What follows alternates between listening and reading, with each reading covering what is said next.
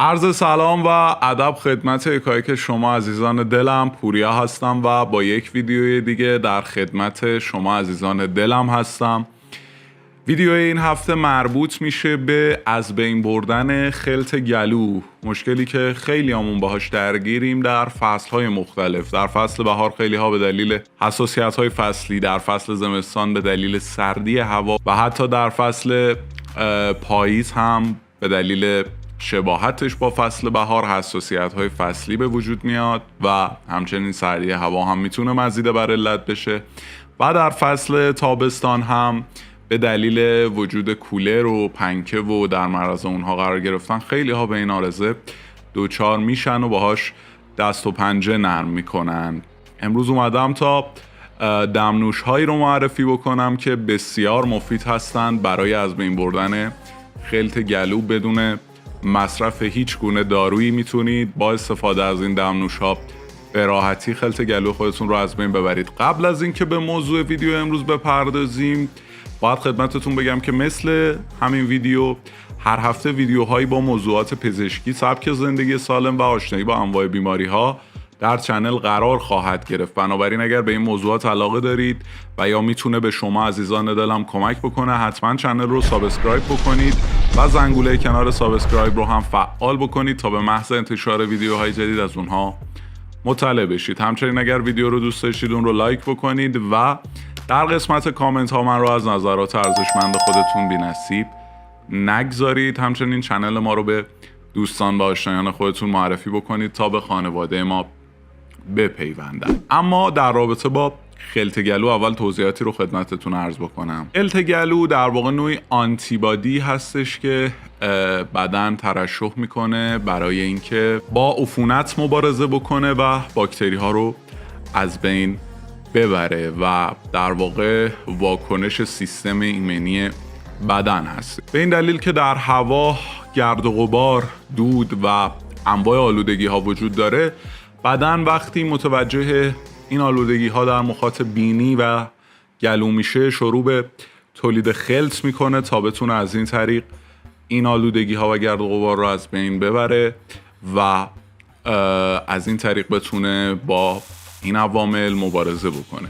یکی از شایع ترین علت وجود خلط به خصوص در ناحیه حنجره و گلو عفونت ها و مخاطایی که از حفره های سینوسی به سمت حلق جریان پیدا میکنن. این نوع عفونت ها رو معمولا در ساعات ابتدایی صبح بیشتر میبینیم و هرچه به میانه روز میریم از میزان اون کاسته میشه. خلط میتونه منبعی برای ورود عفونت به بدن باشه و با افزایش حجم خلط احتمال ورود عفونت به گلو و ریه ها افزایش پیدا میکنه و در بلند مدت سبب ابتلا به بیماری های قلبی و آسم و تنگی نفس میشه. انباشته شدن خلط در معده هم سبب لزج شدن مخاط معده و بدبو شدن دهان میشه. کهنه شدن خلط در واقع درمان سرماخوردگی رو میتونه به تعویق بندازه. خب اما برای جلوگیری از خلط گلو چه کارهایی رو میشه انجام داد؟ به صورت خلاصه خدمتتون عرض میکنم. یکی این که باید هوای اطراف خودتون رو همواره سعی بکنید مرطوب نگه دارید. حالا با استفاده از بخور آب سرد کار بیشتر قابل انجام هستش برای ما و بسیار میتونه مفید باشه در فصول مختلف برای جلوگیری از به وجود اومدن خلط در مجاری تنفسی. نوشیدن مقدار زیاد مایعات گرم بسیار میتونه مفید باشه برای باز جلوگیری از به وجود اومدن خلط گلو. استفاده از لیف حمام گرم در قسمت صورت و در ناحیه سینوس ها شاید براتون جالب باشه، اما این درمان یک نوع درمان تسکین دهنده برای سینوس هاست که میتونه در واقع اونها رو از حالت تحریک در بیاره که خلط تولید نکنه. استفاده از اسپری اوکالیپتوس، دوری از سیگار، دغل رسوندن استفاده از داروهای ضد گرفتگی بینی به این دلیل که ممکنه در واقع جلوگیری از خلط رو این دسته از داروها سخت‌تر بکنن. اجتناب از محرک ها برای جلوگیری از خلط گلو، تشخیص واکنش های غذایی که در واقع موجب آلرژی فصلی میشن،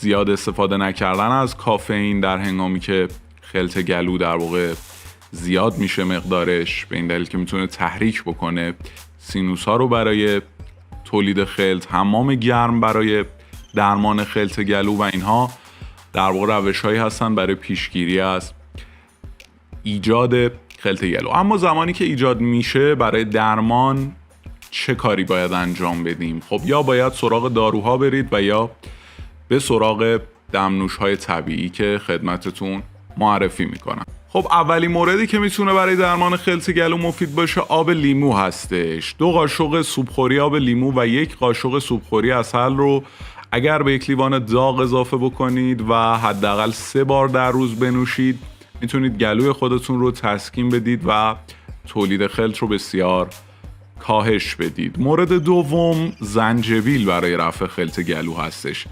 1 قاشق سوپخوری از تکه های زنجبیل تازه رو به 1 فنجان آب جوش اضافه بکنید و برای چند دقیقه نگه دارید تا در واقع در اون آب دم بکشه و سپس 2 قاشق چایخوری عسل بهش اضافه بکنید و این دمنوش رو در طول روز چندین بار استفاده بکنید تا اگر هم به خلط گلو مبتلا هستید به سرعت درمان بکنه اون رو برای شما. اما زردچوبه هم میتونه برای رفع خلط گلو مفید باشه. به چه صورتی؟ 1 قاشق چایخوری زردچوبه رو به 1 لیوان شیر داغ اضافه بکنید و 1 بار در صبح و 2 بار قبل از رفتن به رخت خواب بنوشید و همچنین میتونید 1 قاشق چایخوری زردچوبه رو با 1 لیوان آب اضافه هم میل بکنید و 2 تا 3 بار در روز بنوشید اگر اینگونه راحت تر هستید. همچنین میتونید 1 قاشق سوپخوری زردچوبه و مقداری نمک رو به 1 لیوان آب داغ هم اضافه بکنید و هر میزانی که دوست داشتید و میتونستید در طول روز از اون استفاده و یا غرغره بکنید. هر کدوم از این روش ها میتونه درمانی باشه برای خلط گلو. همچنین سوپ مرغ بسیار مفید هست برای خلط گلو. سوپ مرغ رو حداقل 2 یا 3 بار در روز برای تمیز کردن خلط از گلو نوش جان بکنید. برای افزایش مزایا میتونید به این سوپ زنجبیل و سیر رو اضافه بکنید که البته باید این نکته رو به خاطر داشته باشید که سوپ‌های خانگی بسیار موثرتر از سوپ‌های کنسرو شده است که دارای مواد نگهدارنده هستند. همچنین فلفل قرمز هم برای رفع خلط گلو در برخی از افراد میتونه مفید بشه. 1/4 قاشق چایخوری فلفل قرمز و زنجبیل رنده شده، 1 قاشق سوپخوری عسل و سرکه سیب و 2 قاشق سوپخوری آب رو با هم ترکیب بکنید و این مخلوط رو 2 یا 3 بار در روز بنوشید تا به کاهش تولید خلط کمک بکنه. البته بعضی ها سینوس های حساسی دارن و میتونن به هر کدوم از این مواد حساسیت داشته باشن، فلفل، سرکه و اینها در واقع براشون بدتر عمل بکنه و تحریک کننده سینوس باشه.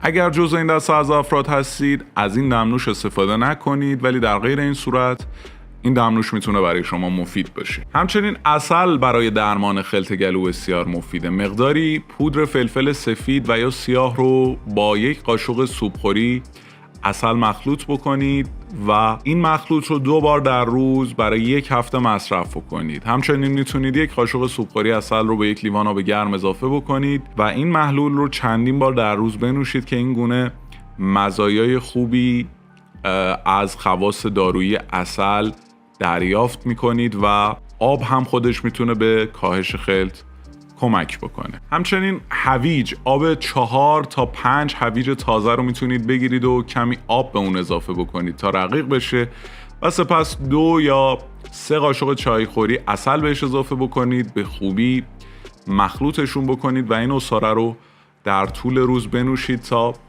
خلط شما در واقع از بین بره و خلط رو از گلو پاک بکنه. چای لیمو هم بسیار میتونه مفید باشه برای رفع خلط گلو. اسید سیتریک موجوده در لیمو و خواص ضد عفونی عسل به شل شدن خلط میتونن کمک بکنن و درد گلو رو هم تسکین بدن. زمانی که چای سیاه رو تهیه کردید 1 قاشق آب لیمو تازه و عسل به اون اضافه بکنید و اینگونه برای خودتون 1 چای لیمو تهیه بکنید و نوش جان بکنید. در اینجا سعی کردم موثرترین ترکیب ها و دمنوش هایی که میتونه جلوگیری بکنه از خلط رو خدمت شما عرض بکنم. اگر سوالی بود و ابهامی بود در قسمت کامنت ها حتما از من بپرسید، خوشحال میشم به اونها پاسخ بدم. همواره مراقب سلامتیتون باشید، با ارزش‌ترین دارایی هر فرد سلامتیشه. تا ویدیوی بعدی، خدا نگهدار.